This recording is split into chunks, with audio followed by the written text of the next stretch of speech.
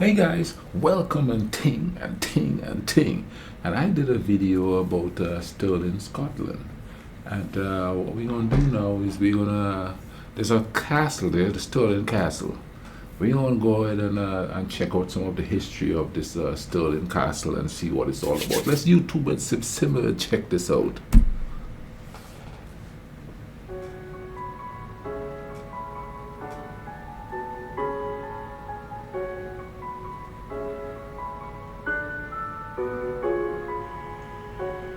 With commanding views over the Carse of Stirling, the Ochil Hills and beyond, Stirling Castle was built on a volcanic crag 220 feet above the plains, a local vantage point from which any attacking or invading force could be seen. It is likely the local Métis tribe established a broch or dun on what is now known as Castle Rock. The first record of a building hails from the Roman period, when Agricola was said to have erected fortifications on the rock. He was also possibly involved in the building of the Roman road, which runs below the castle. St. Monina, who died in 519, was chronicled in the Irish books as establishing one of her 7 churches at Stravline. The town is also associated with many battles in ancient times between the Northumbrian Saxons and the so-called Wild Scots. The castle itself began as a single tower house, similar to the one used in the city's coat of arms. But over the centuries, the kings of Scotland made alterations and additions as it became their favourite residence. In 1120, Alexander I built a chapel at the castle, where he died in 1124. David I lived in it, and William the Lion died in it.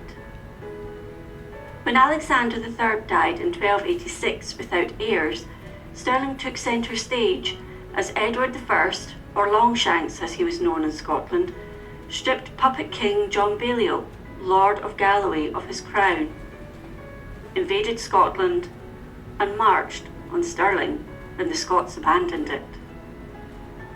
Before returning to England, he ensured a strong garrison at the castle to repel Scottish rebels and to keep the people in their place. You know, just overlooking that, man, the battles that were fought there. You know what I mean? And it seems like different, and for lack of a better word, tribes of people have lived there and have controlled it and things like that. You know what I mean? It's such a very advantageous place to put a castle. It's just overlooking everything. You could see for miles. You know, just anybody coming. You know, you could see them coming. I mean, even if it's like in the summer where the dust is going in the air as they trample through the fields and stuff coming your way, you could see them for miles. This is such a viewpoint that pretty much overlooks the landscape of the village and everything. You know, that's kind of crazy. In 1297, William Wallace defeated the English at Stirling Bridge, and the castle was returned to Scottish hands. However, it was short-lived, as Wallace was defeated the following year at the Battle of Falkirk, and the English retook it. Man. The Scots again did not take it lying down, and regained the castle until 1303, when Edward I returned to the country. Stirling Castle held out, the last place in Scotland to do so, with the siege beginning on 22nd April and lasting for 19 weeks. Governor William Oliphant, with less than 200 men at his disposal, had held out as long as possible until starvation forced them to surrender. The castle walls stood against the barrage well, but one section was breached. Oliphant and the other leaders were captured. He spent 4 years in the Tower of London before being released and returned to Scotland. He died in 1329. In 1306, Robert Bruce was crowned king following the murder of John Comyn, Balliol's nephew and guardian of Scotland, and the following year Longshanks died. All of the strongholds in Scotland were recaptured by the Scots, except Stirling, which remained in English hands until 1314. The governor, Sir Philip Mowbray, was given an ultimatum. He was to leave before the Feast of St. John on Midsummer's Day, 24th June, 1314, which he did. Edward II, however, was hell-bent on retaining it, so sent an army north with him at the helm, arriving near Stirling on 23rd June. On 24th June, the Battle of Bannockburn took place, with the English army defeated and the castle surrendered. It changed hands a few more times, but remained in Scottish hands after 1342 for over 300 years, even though the country was still invaded from time to time. The Stuarts probably had the biggest impact on the castle. James I meted out justice against itinerant nobles, and in You know, you have to ask the fact that all those wars happened after the last time it was held by the British, or by the English, I should say, or whatever, you know. But anyway, as I was saying, it was probably because, well, you know, okay, from my perspective, now here's two things I was thinking as I was watching this year. It's a stronghold. They couldn't breach it. But then again, if they did breach it, it held such importance to the Scottish people and their history that by taking that, it could cause massive rush on the forces coming in. Something like that, with that kind of a symbol as a Scottish pride, would cause you know, everybody to want to come out there and just bust them up. You know what I mean? And you know, God, I had another thought in my head there. Okay, here's something that's really interesting about this. Okay. And something we learn in school back home, but you know, we don't know the whole dichotomy of everything that's going on there between the English, the Scottish, and the Welsh, and the Irish, and stuff like that. And a lot of people, they subconsciously know the difference, that they're all different countries, but they don't understand the complexity of the history that's there, and the fighting to keep the land and losing the land, and you know, people subjugating the place and taking it over, and they having to fight for their freedom, and it just keeps going back and forth for like centuries. And a lot of people don't understand that. A lot of people don't know about that. And you can see that happening in all different parts of the world, really, you know, especially now that I'm seeing it in the Europe. Look at Eastern Europe. You got countries that are caught in the middle of all these great empires coming and going, you know what I mean? Until the history is so muddled that everybody's got their own depiction of what that history is. Who was there, and at what time they were there, and how many smaller tribes were there that became extinct because they didn't have the power to maintain their lineage. How many languages came and went, in both there and in the eastern part of Europe, where all that fighting was going on for centuries. You know what I mean? That's an interesting thought there. In its shadow, the beheading stone at Gowan Hill was used on Regent Murdoch, his sons, and other relatives in 1425.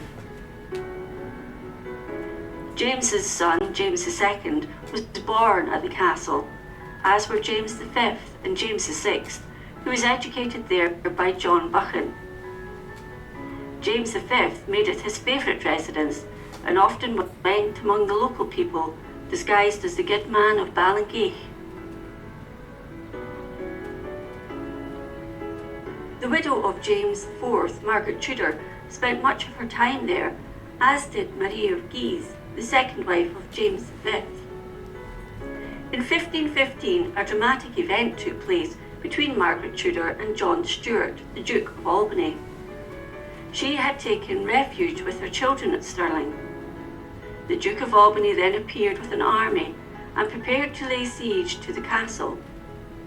Unwilling to go through with the demeaning siege, she met Albany at the gates with her children, including the infant king, James V. Putting the massive keys of the fortress into his hands, she motioned to James to give them to Albany, who, kneeling down, took them and cuddled the boy. He returned the children to their mother on condition she remain at the castle. This paved the way for Albany to become regent. Both Mary Queen of Scots and her son James VI spent their early childhoods at Stirling, with Mary being crowned queen there following her father's death. When James VI moved his royal court to London, the role of the castle changed from royal residence to military garrison. In 1651, General George Monk besieged the castle during the Cromwellian Civil War, and during the Jacobite uprising of 1715, it was held under the forces of the Duke of Argyll, who effectively blocked passage through the River Forth, Stirling being the easiest crossing point from north of the country to the south. 30 years later, during the 1745 uprising, the supporters of Charles Edward Stuart, or Bonnie Prince Charlie, marched on Stirling and tried to seize the castle, but were repelled by Governor William Blakeney, then the Duke of Cumberland. The oldest buildings at the site date from the 14th century. From the esplanade, there was a drawbridge leading into the original entrance and the lower quadrangle. James V built the magnificent palace, which was adorned with grotesque carvings. Consisting of 3 stories, the ground floor was used as a storeroom. The first floor was the principal floor, and it consisted of dining rooms, reception rooms, withdrawing rooms, and public and private apartments, all of which were large and airy, with finely carved stone fireplaces. The upper floor contained bedchambers. It was built in the Renaissance style, heavily influenced by French architecture, although there are some traces of Gothic architecture. Above each first floor window was carved a tympanum bearing the royal initials J5 on a tablet supported by a dolphin on each side. The bars on the window are said to have been put in place to protect James VI, and the story goes that the St Ninians blacksmith who made them got no payment until he was crowned King of England in 1603. He went to London with his account and presented it to the king, who authorised its payment. The account was made out in pounds Scots, but he got paid by the Treasury in London in English pounds, meaning he was paid 12 times more than he was entitled to. Wow. It was from this palace that the Stirling heads were taken down in 1777, secured by the governor of Stirling Jail, who gave them away. The Stirling Corporation secured others. These heads were a series of oak carvings with heads inside and wreaths surrounding the edges. They were of the king and queen and their contemporaries. The ceilings where they were attached were probably divided by oak struts and the heads placed in each square. It was here James V mourned the loss of his first wife, Queen Madeleine of Valois, in 1537, and where he married Marie of Guise the following year. Their infant daughter, Mary Queen of Scots, was crowned at the castle on 9th September 1543, aged 9 months, having become queen at just 6 days old following the death of her father. She was kept there until, for security reasons, she was taken to Inchmahome aged 5, along with the 4 Marys, before setting sail to France, where she spent the next 13 years in the French court. In 1562, she returned to Stirling, where she narrowly escaped being burned to death by accident. It's crazy because, you talk about the English and now the French. Queen Mary spent time in France. It seems like there was a lot of moving around during that time there, which is kind of ironic because then travel wasn't as accessible as it is right now. I mean, there's a lot of moving around, but the upper echelon of people and thing, one person lived somewhere for 13 years and they're back, and I guess it was all political wranglings that was going on there. Comment down below. And also the idea of a monarch being crowned a monarch at the age of like 6 days old. That's crazy. Also there, she met Henry Stuart, Lord Darnley, and married him. Their son, who became James VI following Mary's abdication in 1567, was baptised there.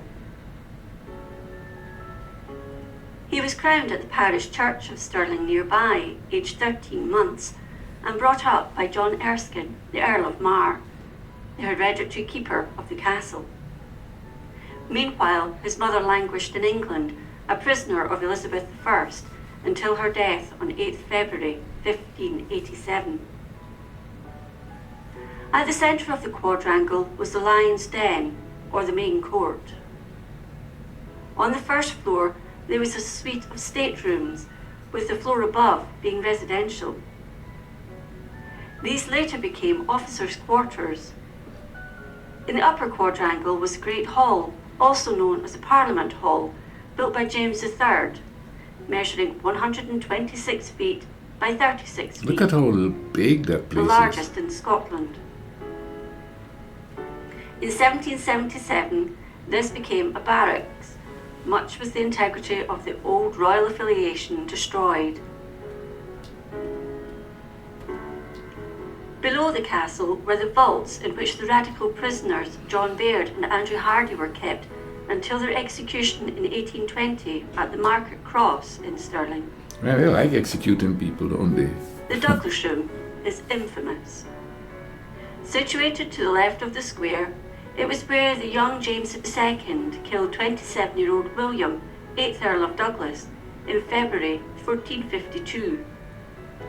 Douglas, a friend of the king, had been invited to dine with him, probably to try and reason with him, but James accused him of taking an allegiance against him with John MacDonald, Lord of the Isles, and Alexander Lindsay, Earl of Crawford, and an argument ensued. The fiery-tempered king stabbed his friend with a dagger. He was finished off by courtiers, and in all was stabbed 26 times. Wow. One courtier was alleged to have smashed his skull with an axe. His bloody body was thrown from the window and buried in the courtyard below. A royal chapel was constructed by James VI for the baptism of Henry, his son, in 1594, at a cost of £100,000, a fortune at the time. The ceiling was embellished with gold, and the walls adorned with pictures, sculptures, and other ornaments. The scale of the celebration was enormous, with a sumptuous banquet following his christening in the Great Hall. In 1542, James V established the Mint at the castle, where bobbies and half-bobbies, originally known as babies, were coined. The buildings between the original entrance and the present one were constructed at the time of Queen Anne, as were the Spur Battery and the Queen Anne Battery. On the castle ramparts, there are viewpoints named after Mary Queen of Scots, known as Queen Mary's Lookout and marked with MR, and Queen Victoria's Lookout, after Victoria's visit there in 1842. With the outbreak of the Revolutionary Wars and Napoleonic Wars, Stirling Castle began its career as a military barracks, having fallen into disrepair. In 1794, it was a rendezvous point when Campbell of Loughnell mustered the Duke of Argyll's Highland Regiment, which eventually became the Argyll and Sutherland Highlanders. The barracks were provided by splitting the Great Hall into rooms, with an insertion of walls and floors.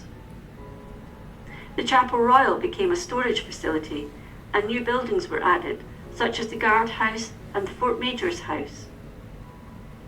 Powder magazines were put in at the Nether Bailey. In 1906, King Edward VII asked for the maintenance of the building to be passed to the Office of Works from the War Office, and in 1964 it ceased as a military post.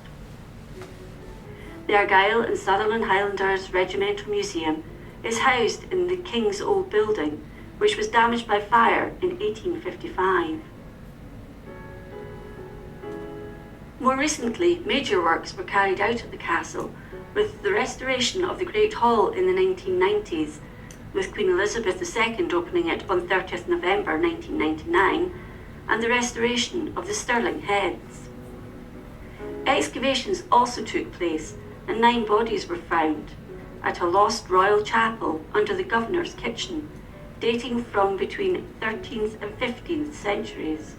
Wow. 2 of these, a man and a woman, were of great interest to archaeologists, with the man thought to be a knight who died from an arrow wound, and the woman killed by a double blow to her skull from a mace. Both were thought to be in their 20s, and being buried in the old chapel suggests they were both of high status. Resplendent in its beauty and historically one of the most significant buildings in the country, Stirling Castle's rich history continues to grow to this day. Wow. That's a lot of history in one building, and it's still there. Bucket list, that bad boy. I mean, good Lord. Now talk about walking in history, man. That would be totally just getting transformed, back to the times. I don't know, I've always had a fascination with castles and stuff, and and I guess it's because of the books I read and the shows that I watched on television when I was growing up as a kid in the 70s. Mainly the books, though. Would I have liked to live back then?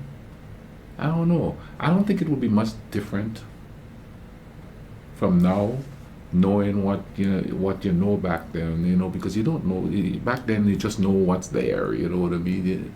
Like, for instance, I'm living here. 20 years from now, we could be having self-driving cars. You know what I mean? I'm not gonna be around to see that, but and some kid is gonna get on YouTube, if YouTube is still around, and watch the videos and stuff and go, wow, I wonder what it was like back there. It's so primitive, and they drive in cars. They actually drive cars. No, we could just chill and let the car do the driving, you know what I mean? But that's the type of feeling I think I would have going back there. Would be the same type of feeling a kid in the future would have going on YouTube or anything like that. You understand what I'm saying? But anyway, man, I'm babbling on. I'm going to leave a link in the description to this video. Drop a like on the video, share the video, comment down below, tell me what you think about this year. In the meantime, you all take care of each other, alright? Cool runnings.